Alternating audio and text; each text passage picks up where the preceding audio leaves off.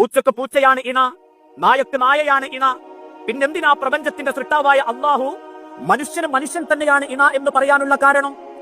അതിനുള്ള മറുപടി, ഒരു മനുഷ്യൻ മറ്റൊരു മനുഷ്യന് കൊടുക്കുന്ന ഏറ്റവും വലിയ പദവി എന്താണെന്നറിയോ? മനുഷ്യൻ എന്ന പരിഗണനയാണ്.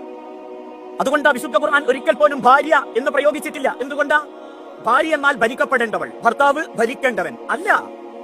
നിന്നെ വാപ്പാന്ന് വിളിക്കുന്ന മക്കൾക്ക് വേണ്ടി പ്രാണന്റെ വേദന സഹിച്ച പെണ്ണ് നിന്റെ ജീവിതത്തിന് അടയാളമുണ്ടാക്കാനും അഡ്രസ് ഉണ്ടാക്കാനും ഒരു പ്രതീക്ഷയിൽ കൂടെ പോന്ന പെണ്ണാണ്. 10-22 കൊല്ലം വാപ്പാന്റെ രാജകുമാരിയായി വളർന്ന് അവസാനം നിക്കാഹിന്റെ വേദിയിൽ വാപ്പാന്റെ കൈപിടിച്ച് കബിൽത്തു എന്ന് ആത്മാഭിമാനത്തോടു കൂടി പറയുമ്പോ ഓരോ വാപ്പമാരും ആണിന്റെ കൈ പിടിച്ച് പറയുന്ന ഒരു വാക്കുണ്ട്, എന്റെ മകൾ എന്റെ രാജകുമാരിയാ മോനെ, അവളെ കൊണ്ടുപോയി വേലക്കാരി മാത്രമാക്കരുതേ എന്ന ഒരു വാപ്പയുടെ ഉമ്മയുടെ പ്രാർത്ഥനയുടെ സങ്കടത്തിൽ നിന്ന് ഒരു പെണ്ണിനെ നമ്മളെ കയ്യിലേക്ക് കിട്ടുന്നത്. അതുകൊണ്ട് തന്നെ എന്നെപ്പോലെ അവൾക്ക് ആഗ്രഹങ്ങളുണ്ട്, സ്വപ്നങ്ങളുണ്ട്, അവളും ജീവിതത്തെ പറ്റി വലിയ സങ്കല്പങ്ങളുണ്ട്.